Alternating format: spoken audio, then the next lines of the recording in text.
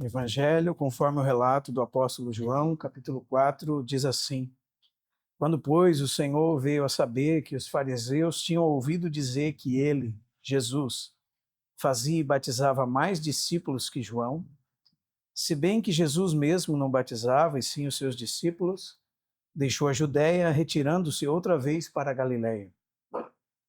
E era-lhe necessário atravessar a província de Samaria. Chegou, pois, a uma cidade samaritana chamada Sicar, perto das terras que Jacó dera a seu filho José. Estava ali a fonte de Jacó. Cansado da viagem, assentara-se Jesus junto à fonte por volta da hora sexta. Nisto veio uma mulher samaritana tirar água. Disse-lhe Jesus: Dá-me de beber, pois os seus discípulos tinham ido à cidade para comprar alimentos. Então lhe disse a mulher samaritana: Como sendo tu judeu, pedes de beber a mim, que sou mulher samaritana? Porque os judeus não se dão com os samaritanos. Replicou-lhe Jesus: Se conheceras o dom de Deus, e quem é o que te pede, dá-me de beber, tu lhe pedirias e ele te daria água viva. Respondeu-lhe a mulher: Senhor, tu não tens com que tirar, e o poço é fundo. Onde, pois, tens a água viva? És tu, porventura, maior do que Jacó, nosso pai, que nos deu o poço do qual ele mesmo bebeu, e bem assim seus filhos e seu gado? Afirmou-lhe Jesus: Quem beber desta água, tornará a ter sede. Aquele, porém, que beber da água que eu lhe der, nunca mais terá sede. Pelo contrário, a água que eu lhe der será nele uma fonte a jorrar para a vida eterna. Disse-lhe a mulher: Senhor, dá-me dessa água para que eu não tenha mais sede, nem precise vir aqui buscá-la.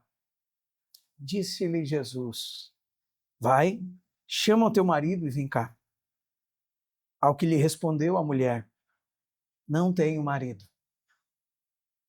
Replicou-lhe Jesus: Bem disseste, não tenho marido, porque 5 maridos já tiveste, e esse que agora tens não é teu marido. Isto disseste com verdade.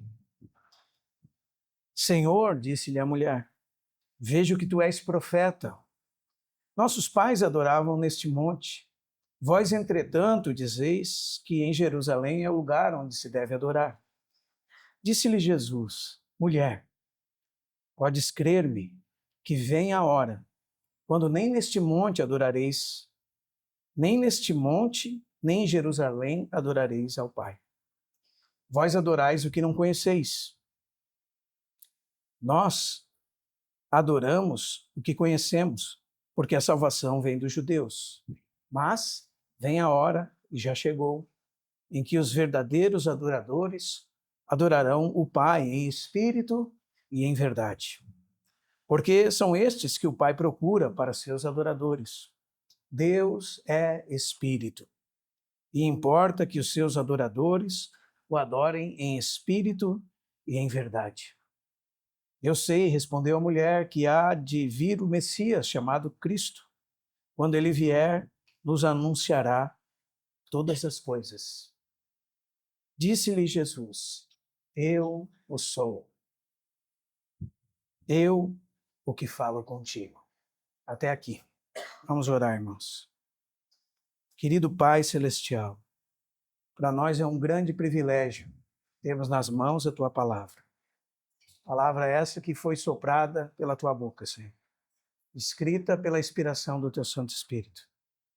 Nós sabemos o quanto nós precisamos de Ti. Que o Senhor sopre, Senhor, Teu sopro sobre nós. Senhor, Teu sopro de vida, Tuas palavras de vida, Senhor. Porque Tu és o Deus que das trevas disse haja luz, e a luz se fez. E também aquele que resplandeceu nos nossos corações para a iluminação da glória de Deus na face de Cristo. Nós sabemos que se o Senhor falar conosco, Senhor, nós sairemos daqui de maneira diferente. Ensina-nos a Tua palavra, Senhor, porque Tu és o supremo professor. Tu és o pastor e o bispo das nossas almas. E em Ti nós confiamos, e nos confiamos ao Senhor e à Tua palavra, Senhor. Oramos isso, Pai, no nome de Jesus. Amém. Amém. Há 2 semanas atrás, irmãos, nós começamos a falar desse encontro do Senhor Jesus com a mulher de Samaria.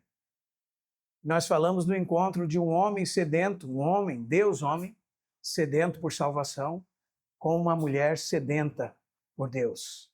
Ainda que ela não soubesse disso. Porque há uma necessidade intrínseca no ser humano que só Deus pode suprir. E quando Deus é tirado de cena, o interior da alma humana fica como se fosse com um vácuo, atraindo para dentro de si qualquer coisa para substituir o vazio que só Deus mesmo pode preencher. Essa é a sede que nós encontramos aqui. A sede que, no caso dessa mulher, segundo as palavras de Jesus, estava sendo suprida por relacionamentos. Ela já havia tido vários maridos, sim, e aquele homem com que ela se estava se relacionando não era seu marido. E o Senhor prescruta o coração dela. É interessante, irmãos, porque ao mesmo tempo, à medida que nós vamos nos atolando nos pecados, nosso coração vai ficando cada vez mais endurecido. Lembro certa vez conversando com alguém que já estava na segunda ou terceira, o segundo ou terceiro casamento. Ele me disse uma frase que me marcou muito. Ele disse: a primeira vez é mais difícil. Depois parece que fica mais fácil. O que ele queria dizer? Que separar a partir da segunda vez era mais fácil, né? Porque o coração do homem vai tentando se encher com coisas que não são Deus. Mas essas coisas não satisfazem. Pelo contrário, elas vão causando nele uma sede cada vez maior.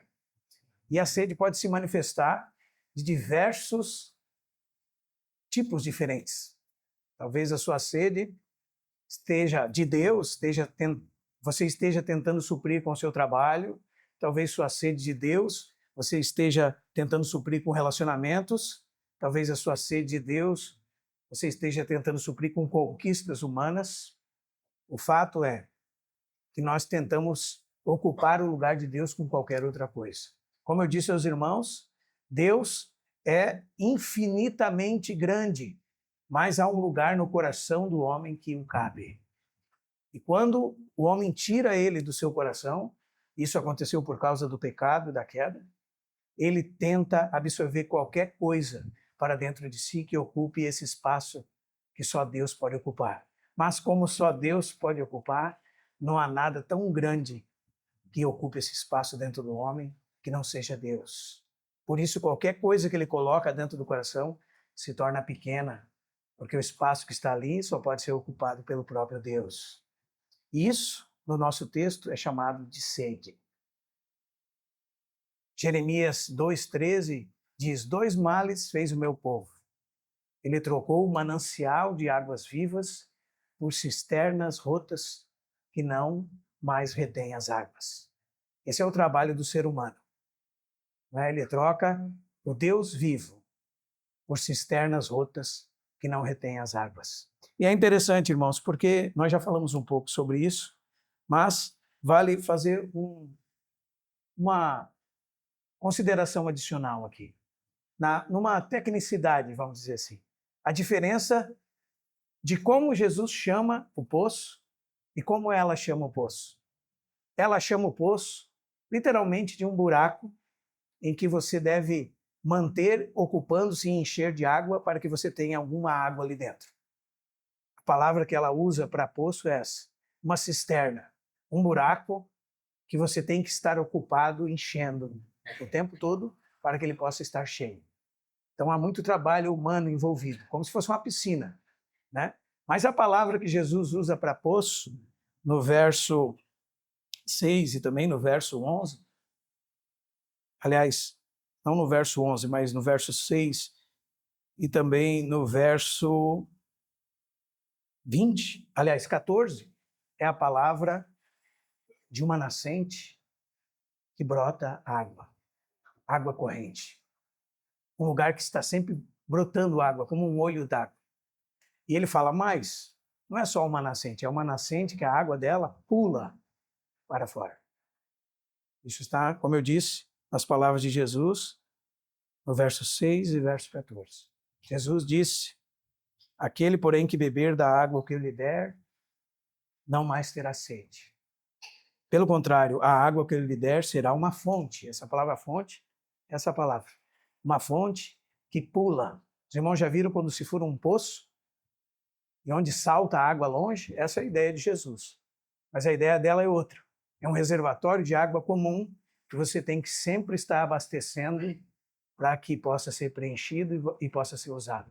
Nesse reservatório de água comum, as águas estão sempre mortas, como quando você pega um copo d'água e deixa alguns dias em cima da mesa. Então, o que acontece com aquela água? Aquela água já não é mais saudável, é uma água insalubre. Agora, a água que Jesus está falando aqui é uma água que vem da vida e que produz vida. Então, ele estava falando de coisas diferentes. É comum no Evangelho de João isso acontecer. O Senhor Jesus falando de coisas espirituais e as pessoas falando de coisas naturais. Jesus falando de coisas eternas, os homens falando de coisas naturais. Sempre é assim com Deus. Deus nos falando de necessidades que suprem para toda a eternidade. Nós pensamos sempre no momento, no hoje, no que está diante dos nossos olhos. Deus nos falando da verdadeira beleza e nós ocupados com coisas artificiais e mundanas, que não são belas de verdade. Amém, meus irmãos? Mas é interessante, irmãos, porque parece que depois que o Senhor Jesus faz aquela sondagem que ele sempre costuma fazer nos corações, depois que ele faz isso com ela, parece que o assunto troca. Né? Qual é a relação desses dois assuntos? Qual relação tem o fato de o Senhor Jesus estar se encaminhando para alcançar essa mulher, para que ela possa entrar no reino de Deus, nascer de novo, ter uma nova identidade, uma nova sensibilidade, uma nova vida, algo que estaria dentro dela a jorrar para todo sempre, com o assunto da adoração? De alguma forma, se nós olhamos à primeira vista, parece que ela trocou de assunto, não parece? O Senhor diz assim para ela: vai, chama o teu marido e vem cá. E ela é comovida em seu coração, porque o Senhor sonda o coração dela, sabe da sede dela e sabe de como ela estava tentando suprir com relacionamentos. Ela diz: não tenho marido. Porque ela vivia com um homem que não era seu marido e já havia tido 5 maridos. E quando Jesus desvenda o coração dela, ela diz: Senhor, vejo que és profeta. E começa: nossos pais. E aqui começa o assunto da adoração verdadeira, do objeto da adoração, de como o homem deve adorar a Deus. E, à primeira vista, parece que ela trocou de assunto.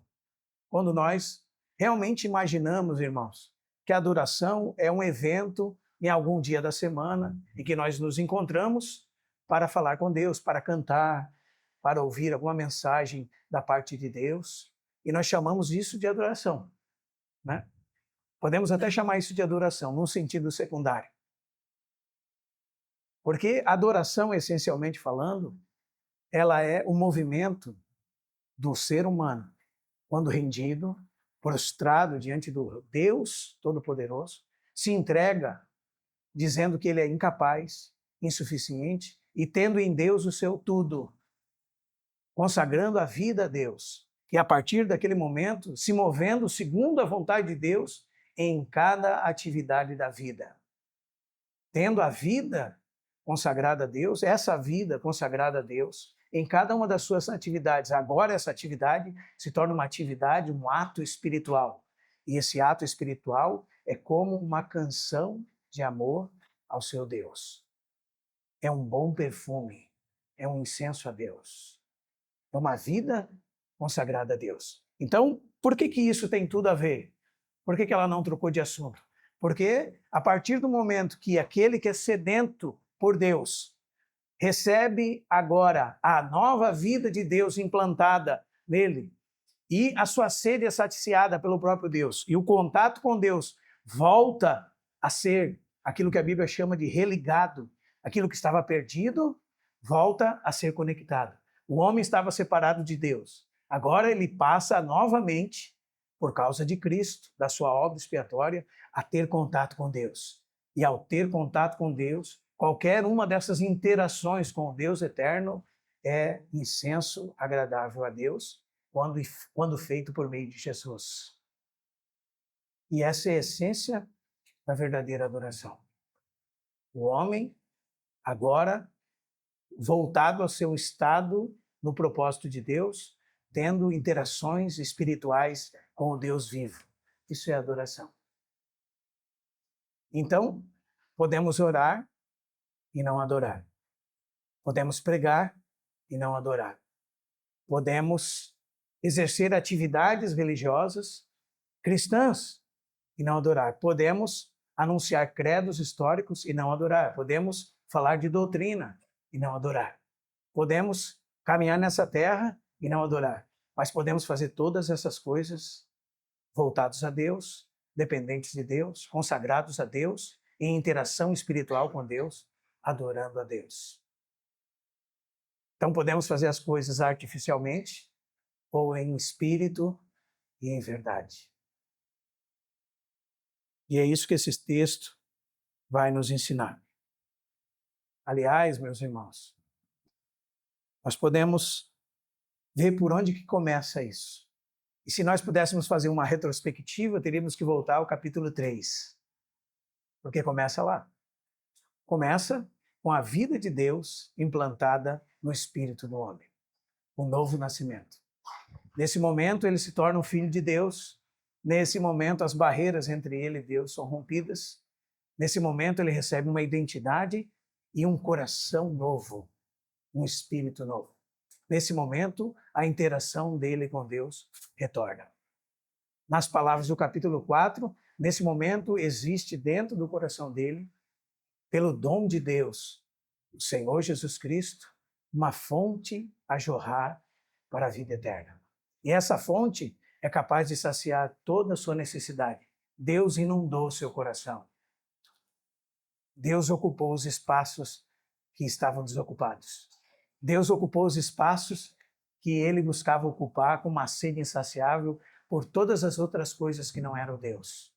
Aqui começa o verdadeiro adorador. É esse o adorador que o Pai procura. E ele encontrou nessa mulher marginalizada, desprezada, infame, julgada por todos, que ele foi buscar na cidade de Samaria. Era necessário passar por Samaria. Estava orando, Senhor, que pareça-te bem, Senhor, necessário passar pelo São Marcos. Não é verdade, irmãos? Pareça bem a ti, Senhor. Passar e nos encontrar, que te pareça bem. E saciar a sede do nosso coração, Senhor. Te pareça bem isso. Não é verdade, meus irmãos? Mas o que acontece, irmãos? Acontece que é um momento nevrálgico, vamos dizer assim, que é quando o Senhor mostra a realidade do nosso coração. Foi o que ele fez com essa mulher. A nossa pecaminosidade, isso nos leva à contrição, ao arrependimento, a nos voltarmos para Deus, a observarmos a maldade humana. E quando Deus faz isso conosco, por amor, não por maldade, porque a tristeza, segundo Deus, diz 2 Coríntios 7, ela é proveitosa para produzir arrependimento, para a salvação. Não é? E quando isso acontece conosco, Deus desvenda o nosso coração e mostra que nós somos pecadores, carentes de Deus, necessitados da sua graça. É como se ele apontasse a nossa sede. E nós agora disséssemos, tenho sede. Ele disse, se tem sede, venha a mim e beba. E nós pedimos para ele. Aqui que começa, irmãos. Senhor, salva-nos, perecemos. Não é verdade? E nós nos arrependemos dos nossos pecados. E nós começamos a ter um contato especial com Deus. Não é assim, irmãos? E nós descobrimos coisas de Deus preciosas. A primeira delas, irmãos, é que há um único Deus, incomparável. Criador de todas as coisas. E esse Deus se revelou na pessoa do seu Filho Jesus para salvar. E agora esse Deus, além disso, quer ter um contato conosco, familiar. Deus quer tratar familiarmente conosco, como um pai. Esse é o título cristão de Deus, o Pai. O Pai que procura. O Pai de nosso Senhor Jesus Cristo. Sabe, irmãos, os irmãos lembram que quando Deus deu a Moisés no Sinai, conforme está escrito em Êxodo capítulo 20, as 10 palavras, ou os 10 mandamentos, os 4 primeiros mandamentos relacionavam-se a Ele mesmo e a nossa interação com Ele. Depois, os outros 6 com a nossa interação uns com os outros. Como é que começa, irmãos? Os irmãos lembram? A introdução do decálogo é: eu sou Javé. Eu sou o Senhor, vosso Deus, que vos tirei da terra do Egito. É assim que começa. Da casa da escravidão. Não é assim? O que Deus está falando ali, irmãos? Traduzindo aos irmãos, essa palavra do tetragrama de Deus literalmente significa: eu sou o que era, eu sou o que é, eu sou o que serei. Serei o que serei. Eu sou o único. Eu sou o infinito. Eu sou o único Deus. Eu ocupo todos os espaços no tempo. Eu sou o Deus eterno. Eu sou o Deus infinito. Eu sou o único Deus, o vosso Deus, que vos salvou. E então, aí se diz: não terás outros deuses diante de mim. É isso que é o primeiro mandamento. O segundo é: não farás para ti imagem de escultura. O primeiro proíbe a idolatria. O segundo proíbe você fabricar imagens do próprio Deus para adorar. Representações visíveis do Deus invisível. Porque você não pode representá-lo de nenhuma forma. Porque ele ocupa todos os espaços, no tempo e na matéria. E ele preenche todas as coisas. Então não há nenhum tipo de representação visível que você possa fazer dele. Isso é expressamente proibido. Mas o que diz lá? Não farás para ti imagens de escultura, não as, o quê? Adorarás. Esse é o assunto. O terceiro é: não tomarás o nome do Senhor teu Deus em vão. Continua o mesmo assunto. O assunto da vida vivida na presença de Deus como um incenso de aroma suave, oferta agradável a Deus. O assunto é sempre o mesmo. A nossa interação com o Deus vivo. A nossa interação com o Deus que vai além da matéria. O Deus invisível, mas real. Esse é o assunto.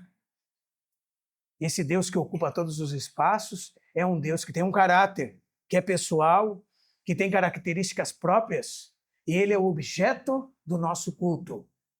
Ele é o objeto da nossa adoração. Então nós não podemos fabricar imagens dele. Nós não podemos também ter ideias equivocadas a respeito dele.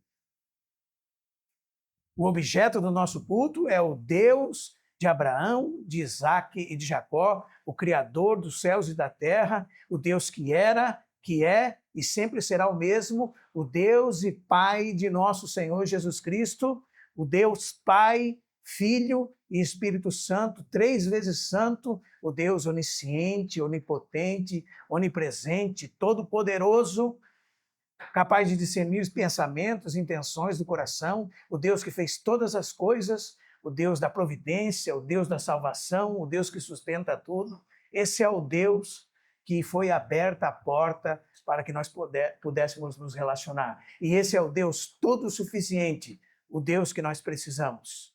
E nós não precisamos de mais nada além dele. Ele que nos dá vida, respiração e tudo mais. Nele nós vivemos, nos movemos e existimos. Esse é o Deus da Bíblia. O Deus e Pai de nosso Senhor Jesus Cristo. É o Deus que a porta foi aberta para adorar. que a porta foi aberta para nós interagirmos com Ele. Amém, irmãos? Que a porta foi aberta para agora existir, além de palavras e ações externas, uma realidade interior. Coisa que não existia nos homens dessa época. Coisa que não existia entre aqueles religiosos de Jerusalém, escribas, fariseus, doutores da lei. Coisa que também não existia entre os samaritanos. Coisas que não eram capazes de existir nem no Monte Gerizim, nem em Jerusalém. Somente fomos capazes de adentrar na presença do Rei Eterno por meio da pessoa bendita do seu Filho Jesus. Então a mulher está entendendo, irmãos, o assunto. E de alguma forma ela começa a reconhecer seus pecados. E ela sabe que, se verdadeiramente ela foi purificada dos seus pecados, por Deus, ela pode adentrar na presença de Deus. Como diz o salmista, quando me apresentarei e adentrarei na presença do meu Deus na sua casa. Já pensou, irmãos, que coisa maravilhosa que nos foi aberta, irmãos? Um lugar fechado, irmãos. Como o Lucas leu, o véu do templo se rasgou de alto a baixo, e nos foi dada a oportunidade de entrar. Então aqui você precisa ter essa visão geral do texto. Primeiro, entender o que é adorar. Né? Vamos adorar a Deus. Aí os irmãos levantam a mão, cantam, dirigem palavras a Deus e vivem uma vida totalmente desconectada, dispersa da presença de Deus, não consagrada ao Senhor, não dependente dele em todos os outros dias da sua vida, da sua semana. Aí, então nós apresentamos diante de Deus uma falsa adoração aos domingos. É isso que acontece conosco. Os irmãos estão me entendendo, irmãos? Então, pense nos samaritanos. Aí há uma característica neles aqui do texto. E a característica é que eles, com muita sinceridade, adoravam a Deus da forma errada. Mas havia sinceridade na busca deles em adorar a Deus. Já em Jerusalém, nós temos uma outra categoria. Haviam homens extremamente rigorosos em sua doutrina, que aperfeiçoaram o culto a tal ponto de que faziam grandes manuais para obedecer toda a lei de Deus. Não é verdade? E Jesus dá testemunho que eles tinham a verdade de Deus com eles. Em que sentido? No sentido que Paulo fala, por exemplo, em Romanos 3. Paulo fala, qual é a vantagem do judeu? Ele fala muitas, sobre todos os aspectos, principalmente, Paulo diz, porque aos judeus foram confiados os oráculos de Deus. Isso significa que a eles foi confiada a palavra de Deus, os profetas, os patriarcas, e até mesmo deles procede o Cristo, como Paulo diz também em Romanos, capítulo 9. E eu só vou mencionar os irmãos para ficar registrado. Paulo diz assim, são israelitas, a eles pertence a adoção e também a glória, as alianças, a legislação, o culto e as promessas. Também deles descende o Cristo, segundo a carne, o qual é sobre todos, Deus bendito para todos sempre. Amém. Sabe o que significa isso na linguagem do nosso texto? As palavras de Jesus. Nós adoramos o que conhecemos, porque a salvação vem dos judeus. A palavra estava com eles. Os patriarcas eram deles. A eles pertenciam as alianças de Deus. A eles foi dada a lei e também os profetas. E da linhagem deles veio Cristo, segundo a carne. Esse que está falando com ela, nesse dia. Então pense, irmãos, a ortodoxia estava com eles, né? E a disposição de coração estava com os samaritanos muitas vezes. Mas nenhum lado, nenhum outro estava certo. Como assim? Porque Jesus acusou os fariseus o quê, irmãos? Este povo me honra com os lábios, mas o seu coração está longe de mim. E se isso acontece, Jesus disse, em vão me adoram. Os irmãos percebem, irmãos? Esse é o lado de Jerusalém. E o lado dos samaritanos? O lado dos samaritanos, eles estilizaram a sua própria adoração, ainda que tivessem uma intenção correta de coração. Mas, segundo os textos bíblicos, eles criaram um outro lugar para a adoração. Né? Aquele primeiro rei maldoso de Israel fez bezerros de ouro para que os homens não fossem a Jerusalém adorar, mas ficassem no Monte Gerizim. Né? Isso foi passando de geração em geração, depois daquela mistura e tudo que nós vimos, e eles até poderiam adorar a Deus com uma disposição correta de coração. Mas isso não basta. E aonde eu quero chegar, irmãos? Eu quero chegar nessa frase, em espírito e em verdade. Para que nós possamos compreender essa frase, em espírito e em verdade. Porque são estes os verdadeiros adoradores que o Pai procura. Então aqui nós temos diante de Jesus, pensemos assim, os judeus em Jerusalém e os fariseus e os samaritanos no Monte Gerizim. Nenhum deles adorava em espírito e em verdade. Uns tinham a disposição clara do coração, correto? Mas Deus não se molda à nossa elaboração humana, aos nossos moldes humanos. Deus tem o seu padrão de adoração. E você adora conforme a verdade. Conforme aquilo que Deus estabeleceu na sua palavra, que é a adoração. Mas também você pode ter toda a forma exterior correta, sem a disposição clara do coração. E aí, vocês também estão errados, eu também estou errado, honrando a Deus com os nossos lábios, mas com a disposição interna longe do Senhor. Os irmãos estão me entendendo, irmãos? Então, o objeto do culto é Deus. E esse Deus, ele descreveu a forma pela qual nós temos que nos achegar a Ele.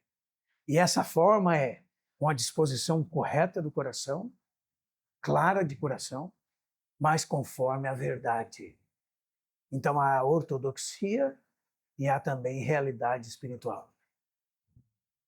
Há contrição de coração, humildade, dependência. Esse é o coração que Deus não despreza. Como disse Davi, um coração quebrantado e humilde não desprezarás, ó Deus. Os irmãos percebem, irmãos? Os irmãos conhecem o texto de 1 Crônicas 13, quando eles estão tentando transportar a arca de Deus, que representava a presença de Deus com o povo, mas Deus disse que tinha que ser os coatitas que levassem a arca, porque eles tinham sido treinados desde nascença para aquilo, e a arca tinha que ser levada nas varas, porque ela não poderia ter contato com o ser humano, eles tinham que colocar nos ombros dos coatitas e levar a arca que representava a presença de Deus. Mas inventaram a brilhante ideia de colocá-la num carro de boi. E quando um dos coatitas viu que a arca ia cair, ele colocou a mão nela e foi fulminado por Deus. E se parou todo aquele grande evento. Davi ficou irado. Não foi isso? E teve que rever o que estava acontecendo. Porque Deus não recebe adoração na forma que o homem pensa que Deus recebe. Mas os irmãos sabem que depois disso, no capítulo 16 de 1 Crônicas, a arca chega e é transportada da maneira correta, como Deus estabeleceu em Jerusalém. E é colocada aonde? Na tenda que foi feita para ela, conforme a ordenação divina. E aí o que acontece, irmãos?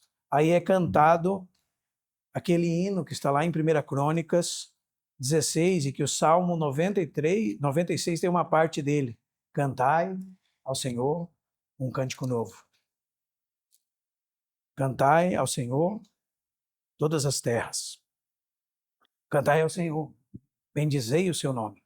Proclamai a sua salvação. Anunciai entre as nações as suas obras. Entre todos os povos, as suas maravilhas. Porque grande é o Senhor e muito digno de ser louvado. Mais temível do que todos os deuses. Porque os deuses das nações não são nada. Há somente um Deus, o Deus vivo e verdadeiro. O que mais diz? Glória e majestade estão diante dele. Força e formosura no seu santuário. E veja o verso 7. Tributai ao Senhor, ó famílias dos povos. Tributai ao Senhor glória e força. Tributai ao Senhor a glória devida ao seu nome. E entrai nos seus átrios. Adorai o Senhor. Olha que frase, irmãos. Adorai o Senhor na beleza da sua santidade. 3 coisas aqui. Adoração, beleza e santidade. A adoração é o incenso que procede da beleza que provém da santidade. E a santidade diz respeito ao próprio caráter separado de Deus, o Deus da Bíblia, separado de tudo e pureza absoluta. Conforme a sua lei, conforme a verdade, segundo o nosso texto. E quando essa lei existe e é voluntariamente acolhida pelo coração do homem, que confessa a sua total incapacidade, total necessidade de Deus, e que subverte a sua vontade, ou submete a sua vontade à vontade divina, então a beleza da santidade de Deus é demonstrada na vida cotidiana desse homem. E essa santidade demonstrada, vista como uma bela roupa, serve como uma adoração a Deus. É um ornamento a Deus. Adorai a Deus na beleza da sua santidade. Até mesmo diz o texto, irmãos, no Salmo 104, versos 7 em diante, que as árvores estão cheias e adoram a Deus. Os lírios adoram a Deus. Os pássaros adoram a Deus. Toda a criação adora a Deus. Sabe por que ela faz isso? Porque dentro dela tem uma lei de propósito. E quando ela está exercendo o seu propósito, ela está adorando a Deus. E Deus é visto em sua beleza em cada uma da sua criação. Que coisa maravilhosa é isso. Porque quando nós estamos cumprindo o propósito para o qual nós fomos criados, a beleza de Deus é vista em nós, e isso é aroma suave a Deus, recebido por meio do Filho de Deus, Jesus Cristo. Sabe quando uma nuvem adora a Deus? Quando ela está chovendo. Ela se encheu de água e derramou sua chuva. E aquela chuva adora a Deus, porque dentro da nuvem é uma lei e ela está respondendo a essa lei. E quando ela está respondendo à lei para a qual ela foi criada, ela adora a Deus através da chuva que é nela. A flor adora a Deus através das suas lindas pétalas. O sol adora a Deus através de brilhar no firmamento, cumprindo o seu propósito. Os homens adoram a Deus quando estão debaixo do propósito eterno de Deus, por meio de Cristo, interagindo com Deus a todo momento e apresentando o caráter de Cristo nas suas vidas. Então, aquilo que acontece neles é aroma suave, é incenso agradável a Deus. Então, a adoração é muito mais do que se reunir num dia à noite para cantar. É todo momento da vida. Adorai a Deus na beleza da sua santidade. Outras traduções dizem, adorai ao Senhor na beleza da santidade. Porque, sem dúvida nenhuma, Deus é a fonte absoluta da santidade. Mas, sem dúvida nenhuma, por meio de Cristo, no seu Espírito Santo, somos santificados. E quando a santidade de Deus é vista no seu e no meu caráter, então Deus recebe para si incenso de aroma suave, odor agradável. Cheiro, o bom perfume de Cristo, perfume que nenhum perfumista da terra pode elaborar. Como é representado em Êxodo 30, naquele perfume que seria o incenso oferecido unicamente a Deus, e que nenhum homem poderia reproduzir para si mesmo, porque era exclusivamente para Deus. Odor agradável a Deus. Amém, irmãos? Não é pouca coisa, irmãos. Então a mulher diz ao Senhor: nossos pais adoravam nesse monte. Vós dizeis que em Jerusalém é que devemos adorar. Nós temos, vamos dizer assim, a disposição correta de coração. Vocês estão dizendo que o correto mesmo é fazer de outro jeito. Aí Jesus disse: mulher, verso 21, podes crer-me, que a hora vem. Porque, irmãos, e depois ele diz: a hora vem e já chegou. E nós podemos explicar isso aqui. Porque quando o Senhor está nos dias da sua carne, Deus, homem, o Filho de Deus que se fez homem, para nos resgatar e para abrir esse caminho de volta para Deus, nós estamos entre esses dois momentos. Está chegando a hora, mas já chegou. E Jesus está no meio dessas duas frases. Nele, aquilo que estava vindo, chegou. Por isso que ele vai falar que a hora vem, e depois da cruz, e da ressurreição, e da ascensão, e da entronização à destra de Deus, e do derramamento do Espírito, a partir dos dias de Jesus Cristo na sua carne, essa hora chegou. Os irmãos estão entendendo? Nem neste monte adorareis, nem em Jerusalém. Adorareis a quem, irmãos? O Pai. Irmãos, essa mulher não tem Deus como Pai.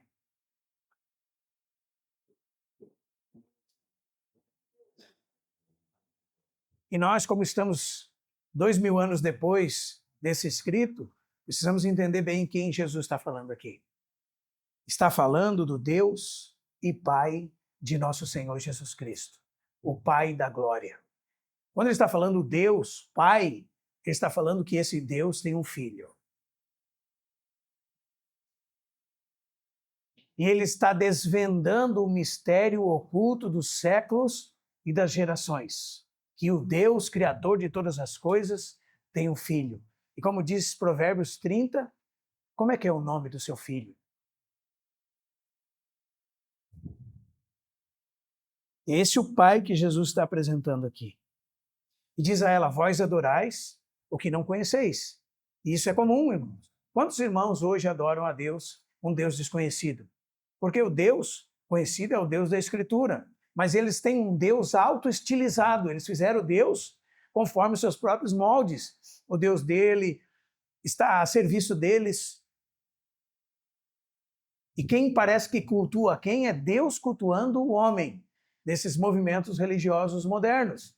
Deus a serviço do homem para abençoar o homem. Fazem um Deus auto-estilizado. A moda dos samaritanos, vamos dizer assim. Um Deus auto-estilizado. Né? Vocês adoram o que não conhecem. Mas os judeus também. Os judeus adoravam o Deus certo, porém, com o coração errado. Como nós vimos. E Jesus diz, nem aqui, nesse monte, nem em Jerusalém, Jesus diz: vós adorais o que não conheceis. Nós adoramos o que conhecemos, porque a salvação vem dos judeus. E Jesus diz: mas vem a hora, e já chegou, em que haverá uma nova classe de cultuadores, uma nova classe de ministros, uma nova classe de servos de Deus. Algo diferente de tudo que se havia visto, porque estes agora adoram em verdade. Esses são verdadeiros, genuínos adoradores, conforme o propósito eterno de Deus, ocupando o real lugar do homem na criação. Então são chamados por Deus, por meio de Cristo, de verdadeiros adoradores. E esses adoradores adorarão o Deus e Pai de nosso Senhor Jesus Cristo, o Pai da glória, o Deus eterno, o Deus de toda a criação. Eles adorarão ao Pai em espírito e em verdade. Porque são esses que o Pai procura para seus adoradores. O que significa, então, em espírito e em verdade. Então, primeiro a frase em espírito é uma das frases mais difíceis de traduzir. Porque ora significa na Bíblia o Espírito de Deus, em várias vezes. Ora o Espírito do homem, ora o interior, o mais profundo do homem. E ora também uma disposição correta de coração. Quando eu vejo o Lucas brigando com alguém e esse não é o espírito cristão, aí eu vou dizer para o Lucas assim, esse não é o espírito cristão. Eu estou dizendo para ele, esta não é a disposição correta de coração cristã. E isso pode ser dito, esse não é o espírito cristão. Ou esse não é o espírito de Cristo. Pode ser dito assim também. E pode ser que seja a respeito disso que Jesus está falando também. Né? Nas palavras de Davi, como já mencionei, é o tipo de adoração que Deus recebe. O de adoração que é de coração quebrantado e contrito, que envolve o mais profundo do coração do homem. A disposição correta de coração, que vai muito além de lábios e atitudes exteriores, mas realmente uma entrega interior do coração totalmente a Deus, no mais profundo do ser. E pode ser que é isso que Jesus está dizendo. Mas também pode ser que Jesus está dizendo pelo Espírito, com letra maiúscula, e no Espírito, com letra maiúscula. Por quê? Porque nós que estamos nesse momento da história já sabemos que o Espírito foi enviado da parte de Deus, que é o representante de Deus entre os homens, que é o Deus que está conosco, o Deus que está em nós, o Deus que dá testemunho da verdade, o Deus que nos convence do pecado, da justiça e do juízo, o Deus que nos conduz à verdade, o Deus que faz nos lembrar as palavras de Cristo, o Deus que glorifica o nome de Cristo, faz Cristo ser conhecido diante dos olhos dos homens. Esse é o Espírito de Deus, o próprio Deus conosco e em nós.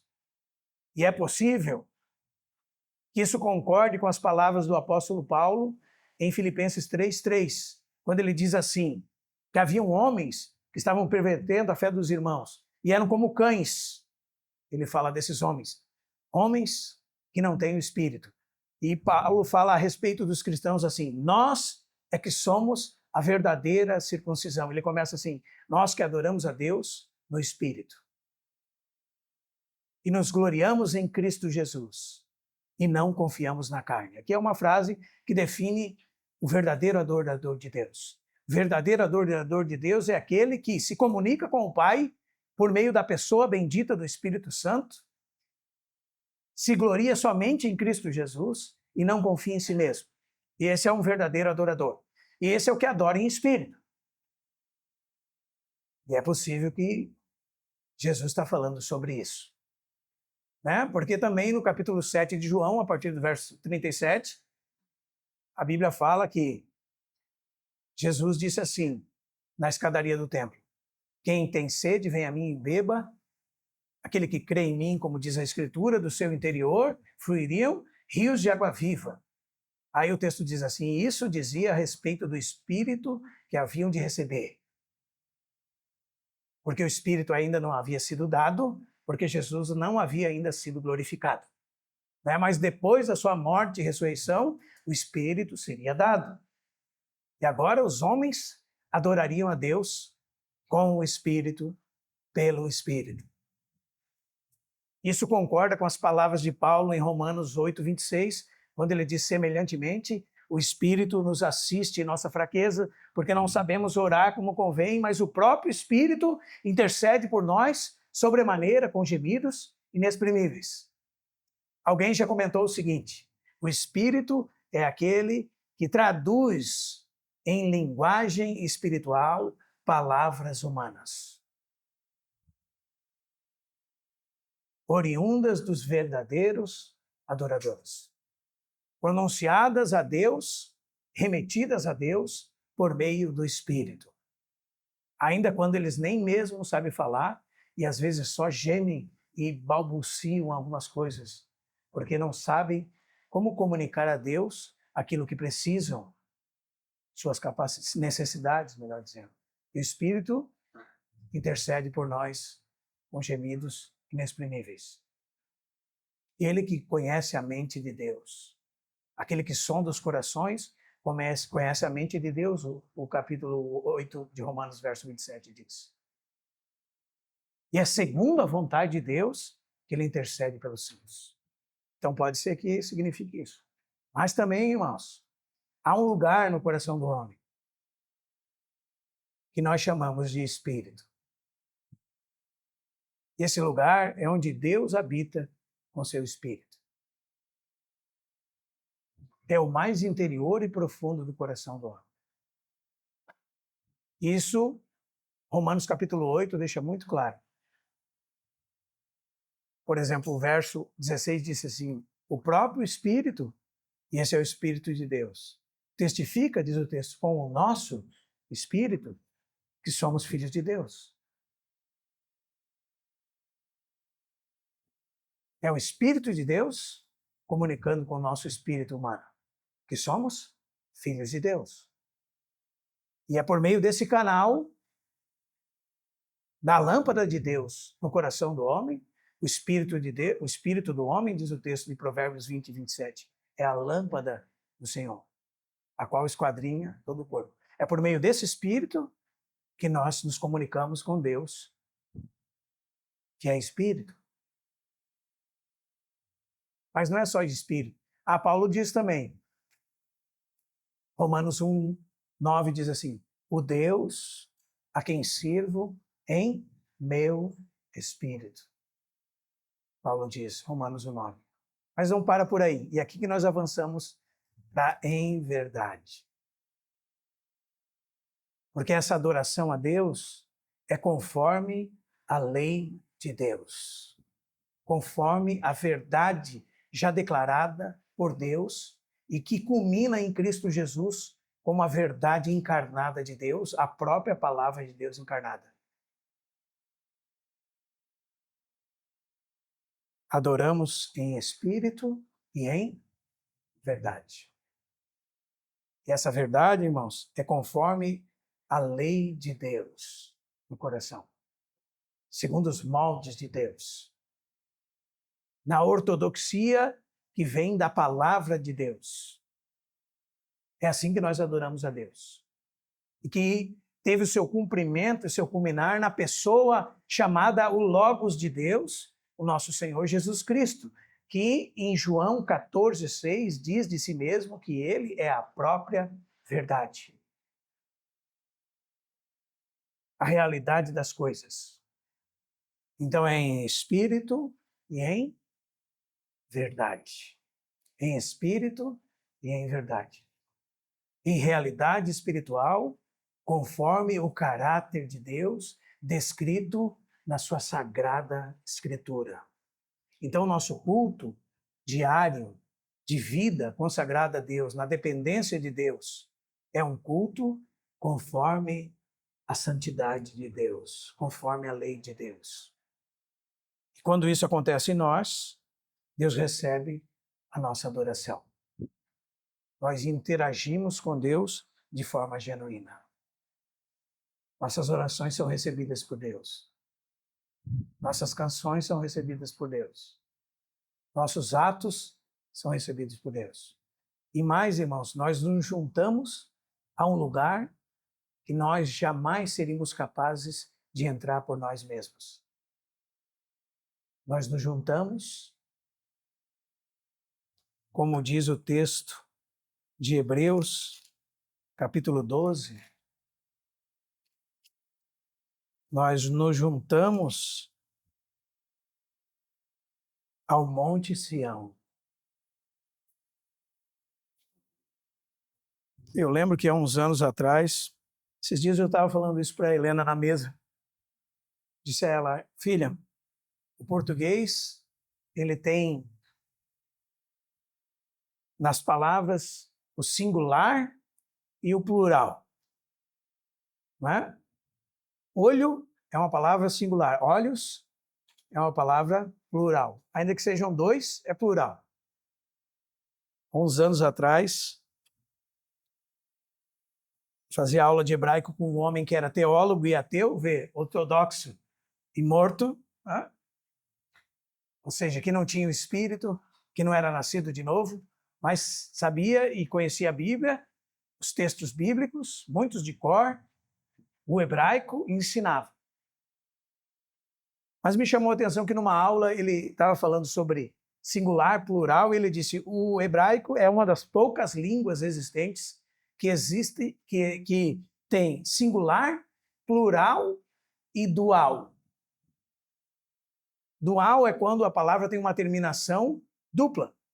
Por exemplo, a palavra olhos vai ter a terminação no hebraico dual, porque você tem 2 olhos,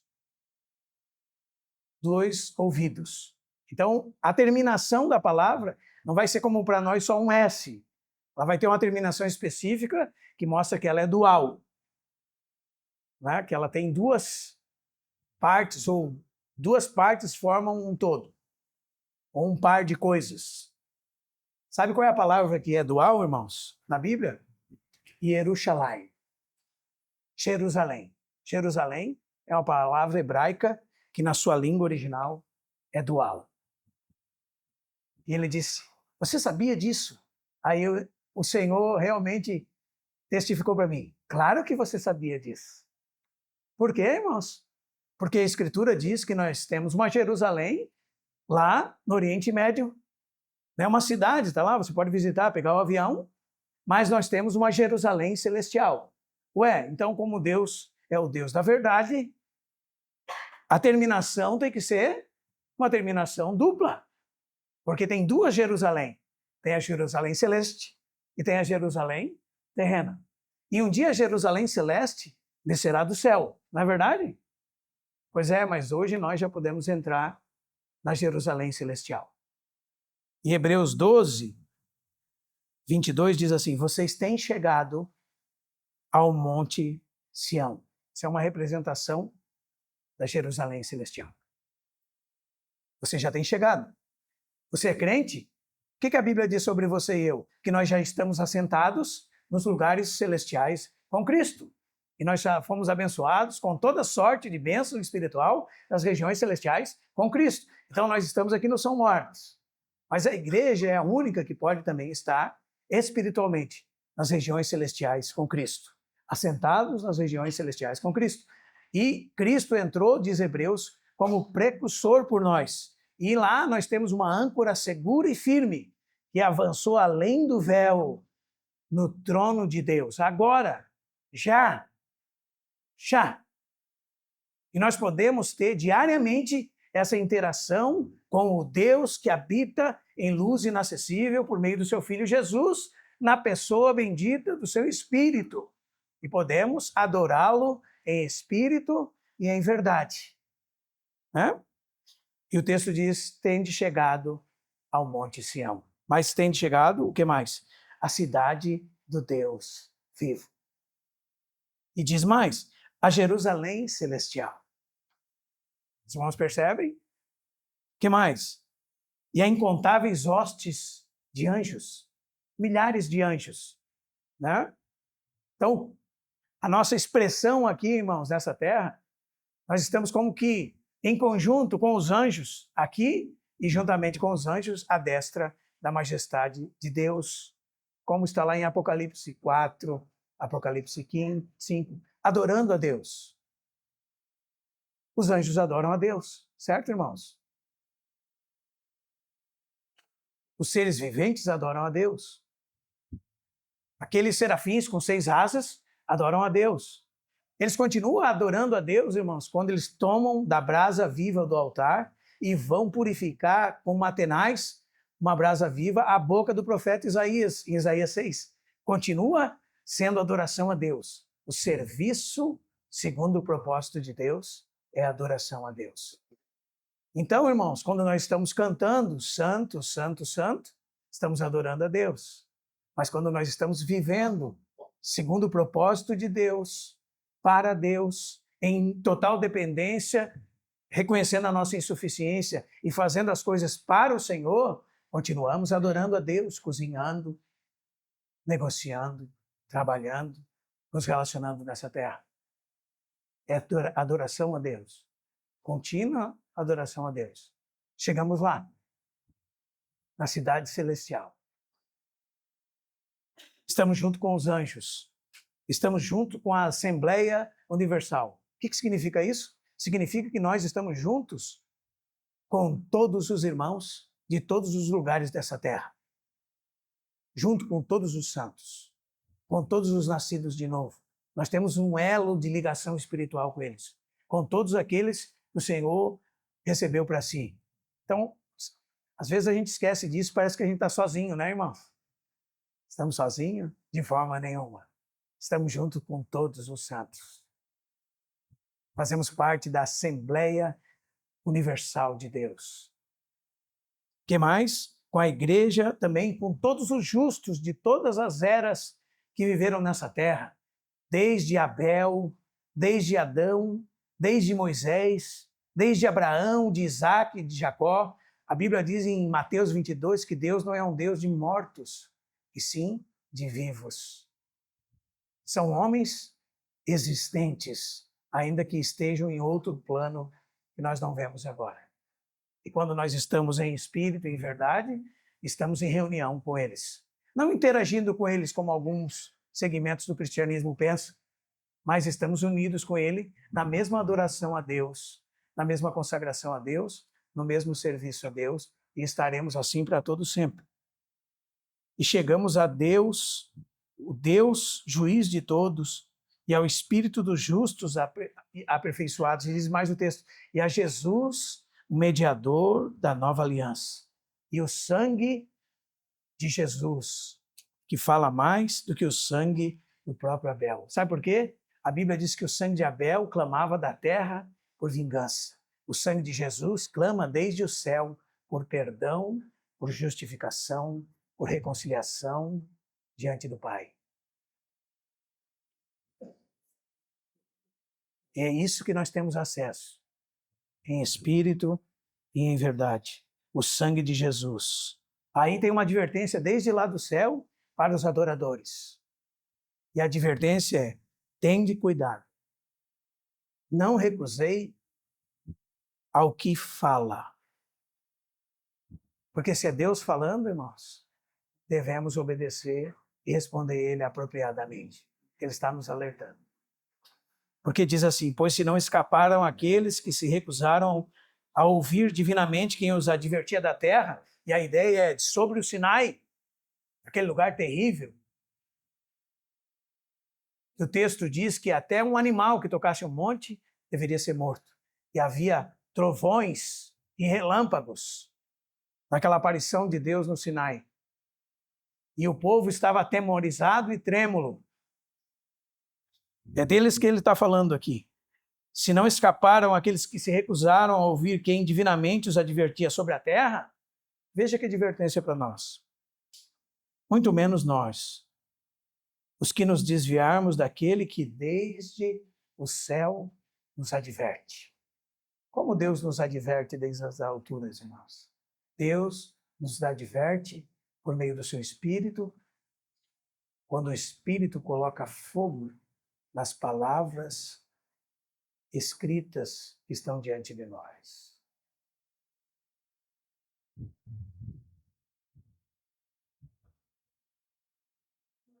E diz o texto da promessa do abalo futuro de toda a terra, o texto diz, aquele cuja voz, veja a voz de Deus.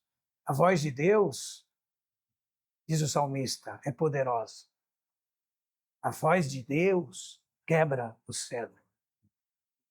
A voz de Deus despedaça as árvores mais duras.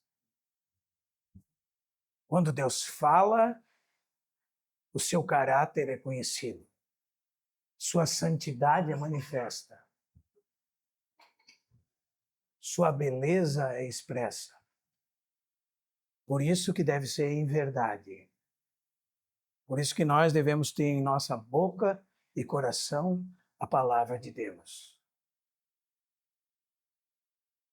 Aquele cuja voz abalou então a terra, agora também promete dizendo, e isso é uma promessa que está lá em Ageu, ainda uma vez por todas, farei abalar não só a terra, mas também o céu.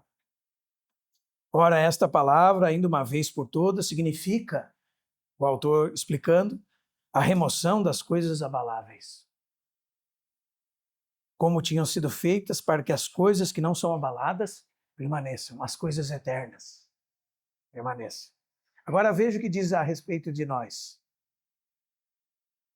E diz o texto assim: por isso, recebendo nós um reino inabalável, diz o texto, adoremos, retenhamos a graça, pela qual adoremos a Deus de modo agradável, com reverência e santo temor. De modo agradável é a segunda palavra. Com reverência e santo temor é com o espírito adequado. Porque Deus é um fogo consumidor. Ele é o Deus que ocupa todos os espaços e que não pode ser contido por nada e por ninguém. O Deus infinito, na linguagem de João 4:24, Deus é Espírito. Por isso, importa que os seus adoradores, e esse é o conceito da metafísica, aquilo que vai além do natural, palpável. Essa é a natureza de Deus, infinito, invisível, eterno, imutável. Deus é autossuficiente, aquele que não faz parte da criação, mas que sustenta toda a criação. Deus é Espírito. Por isso importa que os seus adoradores o adorem, ok, irmãos? Por meio daquilo que receberam de Deus, com a disposição correta do coração, através do Santo Espírito de Deus e em verdade, conforme a sua lei, conforme a sua palavra. Não terás outros deuses diante de mim. E o teu coração e o meu é uma fábrica de ídolos. E muitas vezes seguimos o exemplo dos cananeus e estamos servindo a Moloque, servindo a Baal, servindo a Mamon. Porque eles botaram ternos hoje. Né? Os mesmos deuses dos cananeus e das gerações seguintes. Moloque era o deus que era sacrificado às crianças em culto a ele. Quantos que estão subvertendo outros seres humanos, subvertendo a vida deles para seu próprio prazer? É como se oferecessem a vida dos homens em adoração ao Deus deles. Quantos que estão entregues à impureza e à prostituição e toda sorte de bestialidades? São servos de Baal. Não é? Quantos estão servindo as suas posses e seus bens ainda nos dias de hoje? São servos de Mamon. Quantos estão servindo ao seu próprio ventre, como disse Paulo em Filipenses 3? Irmãos, sede imitadores meus e observai os que andam segundo o modelo que tendes em nós, Paulo disse.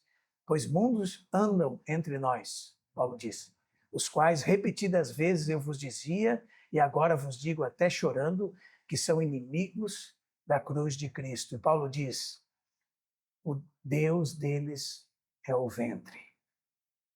Eles adoram os seus próprios apetites e são servos, adoradores dos seus próprios desejos. O Deus deles é o ventre. A glória deles está na sua infâmia, naquilo que é vergonhoso. E sabe quando isso acontece? Visto que só se preocupam com as coisas terrenas. Aí Paulo vem falar dos adoradores celestiais novamente, no mesmo capítulo, em que ele disse que nós somos a verdadeira circuncisão. Ele diz, pois a nossa pátria está nos céus. Essa é a pátria dos verdadeiros adoradores, da onde também aguardamos o Senhor Jesus Cristo. Esse Senhor Jesus Cristo que é a nossa esperança, que transformará o nosso corpo de humilhação para ser igual ao corpo dele. Essa é a verdadeira riqueza, irmãos. Esse é o verdadeiro tesouro.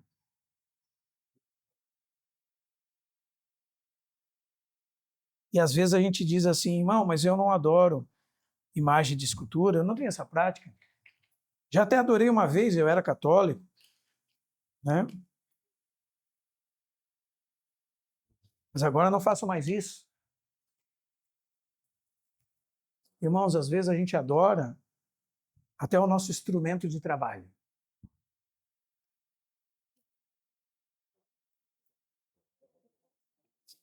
Abacuque, capítulo 1.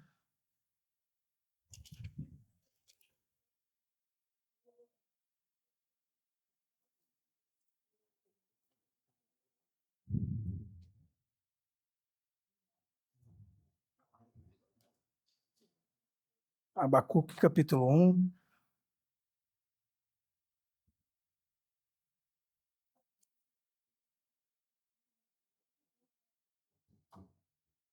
Verso 15, diz o texto assim: a todos levanta o inimigo como um anzol, pesca-os com uma rede de arrastão, e ajunta na sua rede varredora. Por isso ele se alegra e se regozija. Veja o texto que diz: por isso oferece sacrifício, ou seja, ele adora a sua rede. Percebe? E queima incenso a sua varredora. São pessoas que adoram até o seu próprio instrumento de trabalho. Então, há muitos idólatras. E sabe como nós fechamos tudo isso, irmãos? Primeiro, vamos lembrar ali o que acontece para nós não termos que ocupar mais tempo em outra reunião com isso. O verso 25 diz assim: eu sei, respondeu a mulher, que há de vir o Messias, chamado Cristo, quando ele vier, anunciará todas as coisas. E daí, aqui nós temos Jesus se apresentando como o Deus encarnado para ela. Propósito do Evangelho de João. O texto diz: eu o sou. Na verdade, é a primeira vez que Jesus faz isso, e talvez diretamente assim, e faz isso para uma mulher gentia. Eu sou o Cristo. Eu sou o Filho de Deus. Eu sou o Salvador do mundo. Eu sou o Messias. Eu sou o agente da salvação. Eu sou o ungido de Deus. E, aliás, todo esse evangelho foi escrito, segundo o capítulo 20, verso 31, para que pessoas crescem que Jesus é o Messias. Esse Messias que anunciaria a verdade e completaria a verdade e que se cumpriria nele toda a verdade. O culminar da revelação divina, o Filho de Deus, é ele que está falando com ela. A imagem de Deus.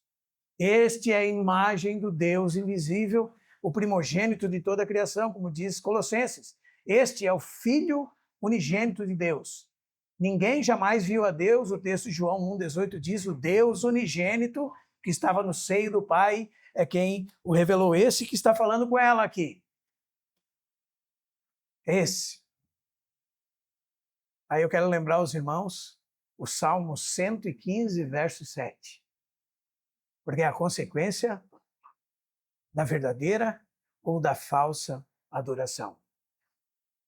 O texto diz assim: tornam-se semelhantes a ele aqueles que o adoram. Veja que oportunidade. Se somos verdadeiros adoradores, o caráter de Deus é expresso em nós quando adoramos a Deus. E nos tornamos conformados à imagem do Filho de Deus. Quando nós vivemos uma vida de adoração a Deus em espírito e em verdade. Como nós nos tornamos? Semelhantes a Ele. Esse é o propósito de Deus para nós. Essa é a vontade divina para nós. Quando você ora assim, seja feita a tua vontade, assim na terra como no céu, saiba que a vontade suprema de Deus é que você seja conformado à imagem do Filho de Deus, Jesus Cristo. Mas isso envolve renúncia. Tomar a sua cruz. Perder a sua vida. Para então achá-la, e quando diz o texto achá-la, é achá-la dentro desse propósito eterno, uma ligação nova com Deus, por meio de Cristo, sendo um verdadeiro adorador de Deus. Não é que você vai ficar sem ela, é que ela vai ser vivida por meio do Espírito, por meio de Cristo, agora. Isso vai moldar você, e você vai ser um representante de Cristo nessa terra. Em outras palavras, alguém que fala com Deus que tem atos espirituais voltados a Deus e é um verdadeiro adorador em espírito e em verdade, adorando a Deus e sendo conformado à imagem dele. Mas pense o contrário disso, irmãos. Quando você é um idólatra. Da mesma forma, a idolatria torna você alguém que tem olhos, mas não vê, que tem ouvidos, mas não ouve, que tem boca, mas não fala. Tornam-se semelhantes aos ídolos aqueles que o adoram. Então, nós somos adoradores de Mamon, nos tornaremos insensíveis como ele. Por isso que Paulo diz que o amor ao dinheiro é a raiz de todos os males, e alguns nessa cobiça se desviaram da fé e a si mesmos se transpassaram com muitas dores, o que se tornam semelhantes a ele, aqueles que o adoram. Por isso que nós vamos nos tornando semelhantes a Baal. Nós vamos nos tornando como bestas, como monstros, em bestialidades e deturpações da natureza. E nós vamos progredindo de mal a pior, até mesmo nas perversidades. Por quê? Tornam-se semelhantes a ele, aqueles que o adoram. Por isso que não tem discernimento, não tem clareza de vida, não sabe observar as coisas como deve ser, porque tem olhos, mas não veem. Por isso que não ouvem a voz divina, mas ouvem a voz de demônios, ouvem a voz dos homens, ouvem conselho de qualquer outra coisa, menos de Deus. Porque tem ouvidos, mas não ouvem. Por isso que falam, e a sua palavra não produz nada, porque a semelhança dos ídolos tem boca, mas não tem nenhuma efetividade nas suas palavras. A idolatria nos torna semelhante ao objeto da nossa adoração. Por isso a conclamação de Jesus é para que nós sejamos semelhantes a Deus, por meio dele, no Espírito Santo. Bendito seja o Senhor. É isso que o Senhor está mostrando para nós. Esse é o assunto da Bíblia, irmãos. Que toda interação com Deus deve ser por meio de Cristo, no Espírito Santo, conforme a sua palavra. E toda interação com Deus produz realidade espiritual. Toda interação com Deus é interação em espírito e em verdade. Toda interação com Deus é interação de disposição clara de coração, conforme a justiça de Deus e a santidade de Deus. Toda interação com Deus produz cheiro suave, aroma agradável a Deus, adoração. Aí o que nós estamos fazendo aqui se torna verdade. Aí nossas orações se tornam verdade. Aí a nossa pregação se torna efetiva. Aí a nossa meditação tem fruto. Aí o nosso culto público tem realidade. Quando nós vivermos os outros 6 dias adorando a Deus, em espírito e em verdade. Estivermos ocupados com, dizendo assim para Deus, seja feita a tua vontade, Senhor, e não a minha vontade. Irmãos, se o Senhor tiver misericórdia de nós, de mim e de você, e mostrar isso para nós, isso é revolucionário, sim. Aí a nossa vida vai mudar a partir de hoje. Até o próximo parafuso. Até o próximo abrir de uma torneira, de uma pia. Até a próxima interação com outro ser humano. Respeitando a disposição que agora foi aberta para nós no coração, adorando a Deus. Não fazendo para nós imagens equivocadas de Deus. Não chamando o nome de Deus em vão. Guardando o descanso de Deus. Amando o Senhor de todo o coração, mente e força. É um caminho aberto agora, por meio de Cristo. Nele nós temos o cumprimento espiritual de toda a lei. Aí sim vai haver interação genuína com o nosso semelhante. Nós vamos honrar pai e mãe, não vamos matar, nem desejar matar ninguém, não vamos adulterar, nem desejar a mulher alheia, não vamos roubar, tirar aquilo que não é nosso, não vamos cobiçar, porque nós estamos em Deus, estamos em Cristo, estamos em contato com o céu, porque nós estamos falando com Deus, porque Deus abriu a porta para nós e agora nos tornamos verdadeiros adoradores e adoramos a Deus na beleza da sua santidade. O Senhor nos ajude a isso. Vamos nos colocar de pé, irmãos. O Senhor tenha compaixão de nós e nos leve por esse caminho. Vem a hora e já chegou que os verdadeiros adoradores adorarão ao Pai em espírito e em verdade.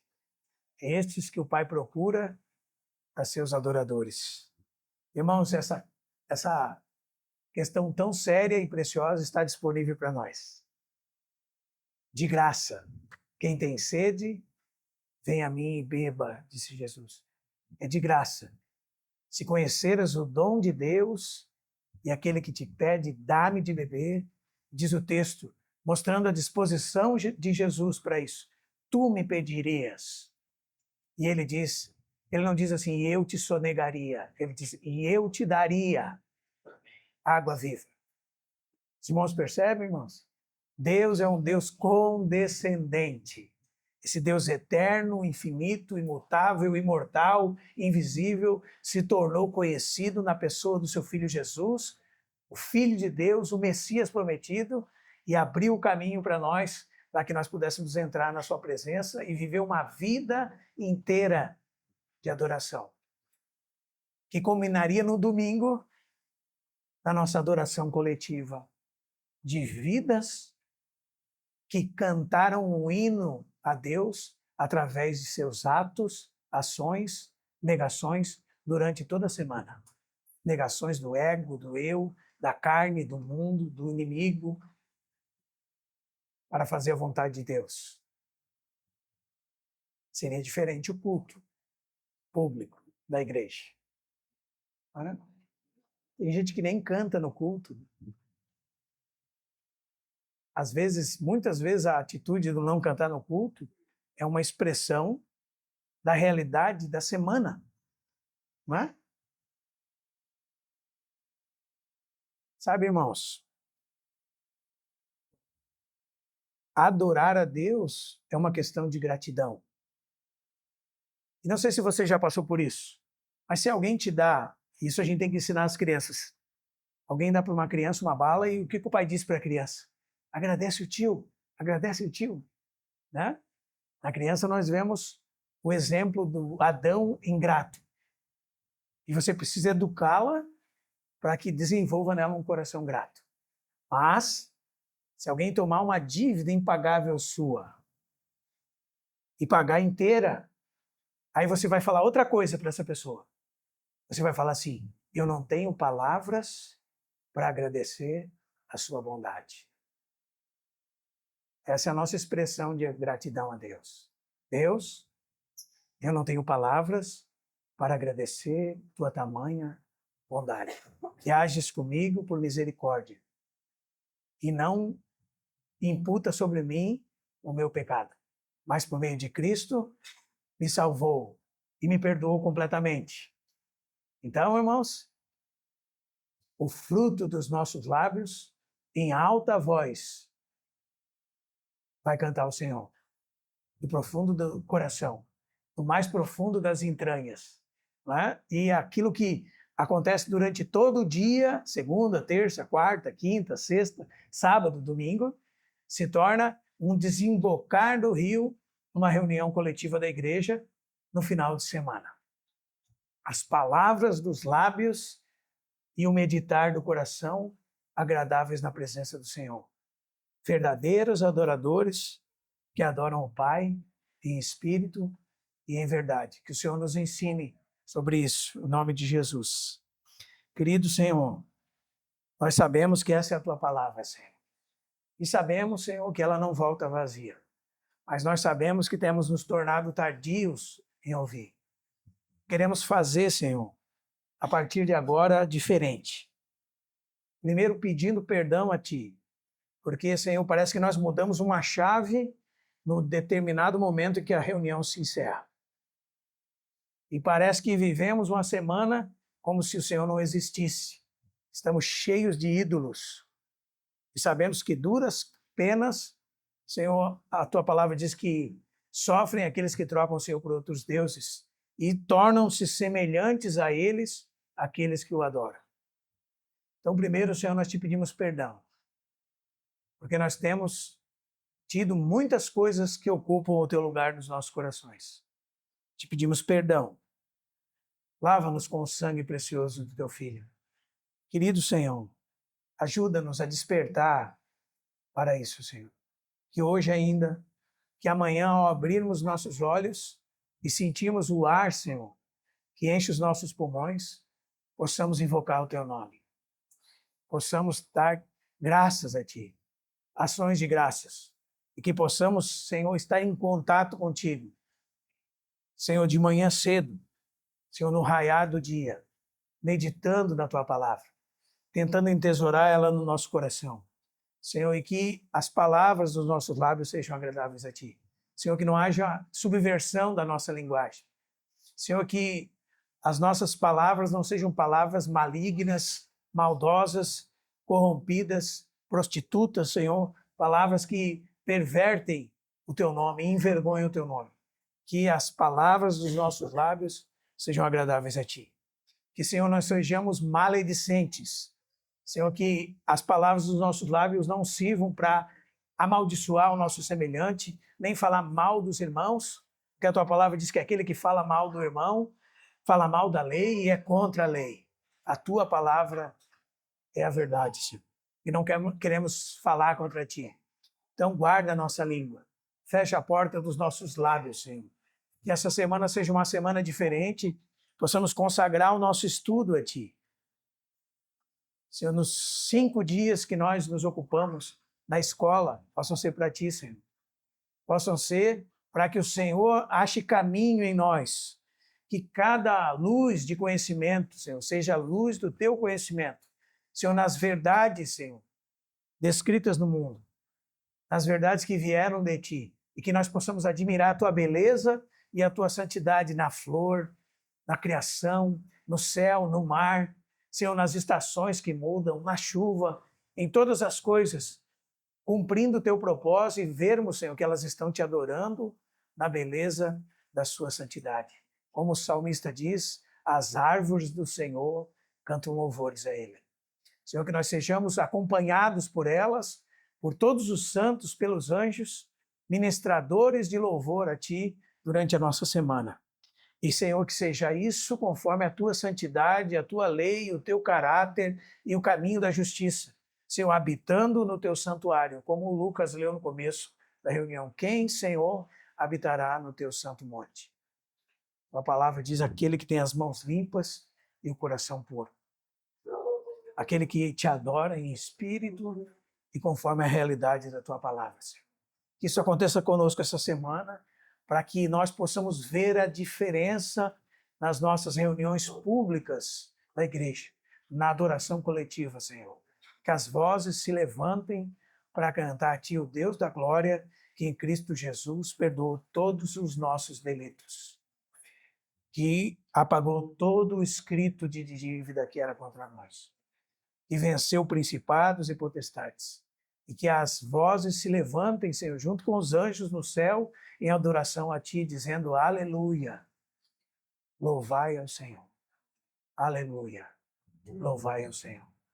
E que todos nós digamos amém, seja feita a Tua vontade, Senhor, amém, seja feita a Tua vontade. Nós oramos isso no nome de Jesus, amém.